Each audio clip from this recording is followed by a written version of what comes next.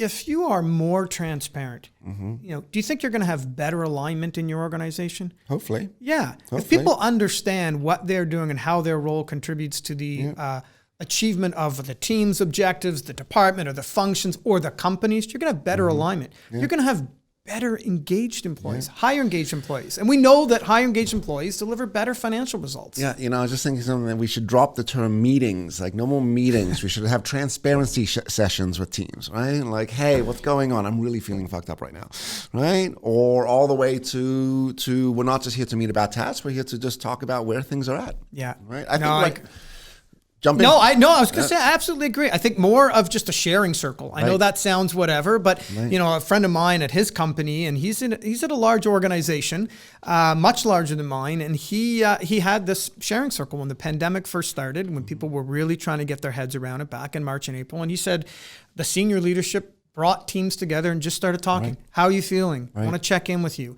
And that means a lot to people. Yeah.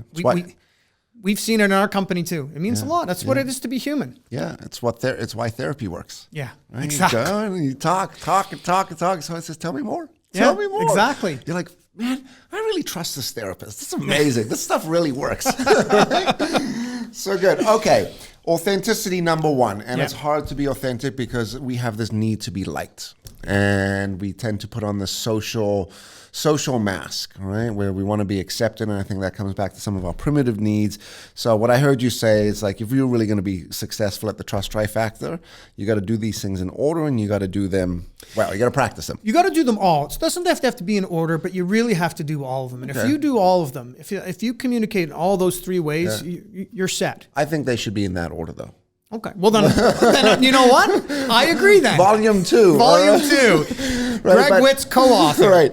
Authenticity. No, I just need what's that? Cameo? The cameo. Just okay, a small fine. part, You can right? write the forward. Cool. But, hey, awesome. I'm good with the forward. So authenticity, transparency. Yeah. Number 2. And then, which requires you to communicate early and, walk that line of confidentiality. I love your example of the math to transparency, the equation to all of this, right? And then consistency. So what messes consistency up? What messes consistency up is really the lack of planning. To be honest with you, it's about being deliberate and intentional because you and I are talking, you just told me the story that you had to, tell your employees something. Can you imagine if you went out 3 weeks later and you won a huge piece of business and then you said to everybody, forget about what I told you a few weeks ago. We just landed this. Now you're all coming back. And then 2 weeks after that, something happened. And see, you have to think ahead. What are you going to say in the next few days, few weeks, few months so that it's a more consistent, ongoing integrated narrative. You can't just sort of say one thing and do another is one thing, behave. You also can't say one thing and then change your story. And so your point that you made earlier about, not sticking yourself in a box is just use qualifying statements, right? What I can tell you this, what I know today based on this information is this, and it may change. It gives you some wiggle room, which you need, when things change. It's a very dynamic environment out there. So it's tough to be consistent. Yeah. But I think that the rigor and discipline is really what challenges people. It's really what challenges people. And the consistency of messaging, to be honest with you. Right? Like how many groups have you led? Showing up. The consistency of showing up and how many groups have you led, right? Teams, leadership teams that go off site with Witz. Right. Have a great meeting.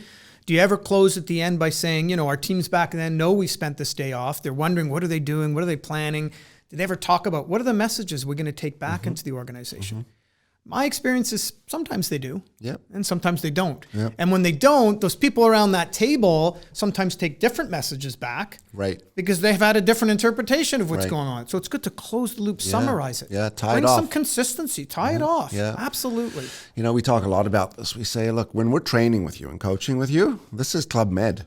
This is you're on vacation, right? You're waking up, you're doing the yoga on the beach, you're get the eating, little cocktail you with get the fruit in it. Right? It's good times, but it's when you leave the training, that's when the work begins. Yes. Right? So, we try to sort of take that approach of coaching with them afterwards as well to keep that consistency. Yeah. But and you'll appreciate this. This is the biggest challenge in the training industry, right? People run off and they do these 2-day sessions and they go, you know what? I am a great Super leader. motivated. We had Jordan Berman come in here and talk to us about trust. You know what I'm going to do? I'm going to go and demonstrate what I learned. Gets right back to the office and then falls short of those three things, doesn't remain consistent. There's that wonderful saying, which is, failure to plan is planning to fail. Right. Right. Yeah, exactly. And it requires a lot of planning. All of this requires planning. If you're going to, as a leader, look at your communication style. I mean, let's just talk about communications. It is a soft skill that is way underemphasized. It doesn't matter how many surveys it comes up with as one of the most sought after skills. As you know, it can be a career accelerator. It could be a career derailer. Doesn't matter how smart you are. Doesn't matter what you've accomplished. If you couldn't get up, for example, and deliver a presentation crisply, accurately, credibly, you're going to have a hard time moving up in an organization. But the thing is, I find leaders don't spend a lot of time on communication. And it's because we do it all the time. So it sort of takes second seat. And it's like every other skill. It requires a lot of self-reflection, a lot of self-awareness, a lot of feedback, a lot of rehearsing, a lot of practicing, skill development, taking courses. It's not a natural thing that comes to people. No. I often say on day one when I'm doing particularly because it's what we do, communication, right? Yeah, we sell leadership and sales and all that stuff. And, just on the word, just back to the point of consistency so I don't lose us, so I stay consistent, right? That's also for salespeople. I often talk about salespeople's the most successful salespeople are the ones that are diligent and consistent.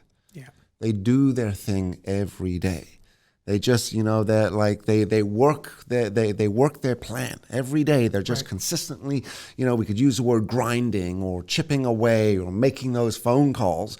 But that's the difference between, the person that ends up at, a very senior level sales position, right? And the ones that don't. Well, the other thing about consistency, as you're saying it though, Greg, is, I think it gets short shrift also because let's face it, it is not the sexiest topic, I'm Greg Witz and I'm consistent, right? It just doesn't. It's not even, it doesn't have the cachet even of authenticity or transparency. And so it's predictably predictable, as it should be. It's consistency. But if you think about it, people crave something that is predictable. They want something that they know is going to happen. They don't like uncertainty. People crave familiarity. Yeah. They like things that are familiar. Sure. That is something that is consistent. People like things that are clear.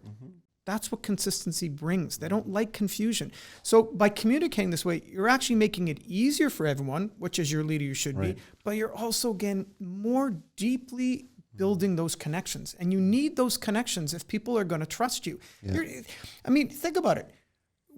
How much time do we spend at work? A lot of time. Yeah, we say up to about 80% of our time is spent in our professional lives. Right. That's a lot of time in your life. And as leaders, we ask a lot of people. We ask them to work long hours. We ask them to take on special projects that they may not be willing to, and they may not be trained to. We ask them to move across the world and take on a 2-year secondment. We ask a lot of people. And I think you're going to get a better response if people trust you and you got a better relationship with them. Right. Exactly what you said. People have never actually learned how to communicate. Right. They've been raised by, the joke is, and Steve says this one, which is a naked ape hurling on a rock throughout space or on a rock hurling throughout space, right? That's who raised you. And all we did was just watch people communicate. And in a lot of cases, badly. They don't communicate their feelings well. They don't communicate emotions well. They don't communicate ideas well. They don't know how to ask for things. These are these interpersonal skills. And yes, some of us have spent time learning that. Some of us have had better modeling than others, et cetera, et cetera. But I like what you said, which it is I'll just paraphrase, it's probably the most taken for granted. Which we should double down on this stuff. It is. And it's a time crunch. That's the problem. When you're a people leader, you've got a lot on your plate. You've got your own work. You've got to take care of your team. But carving out some time to be intentional and thinking about communications and your style and how you land on people, how you show up, as you say, that is time well spent. You will get it back in spades. Because again, the flip side is when you don't have that, as an organization, the cost is very high and very real. People don't talk about the concrete, tangible outcomes of a low trust culture. And I cite a ton of research in the book. There is research every year that shows concrete benefit. You have increased turnover, you have attrition, You have toxic cultures. You have all kinds of stuff that is taking energy and time and productivity and profitability away. Yep. So that's why it's not a soft skill. There is the hard truth about the soft Hits skill. your bottom line for sure. Yeah, 100%. I'm Greg Witz. Thanks so much for coming and checking out the video. If you like that video, you're going to love the next one. So I'd highly suggest that you click this video over here. And don't forget to subscribe and share.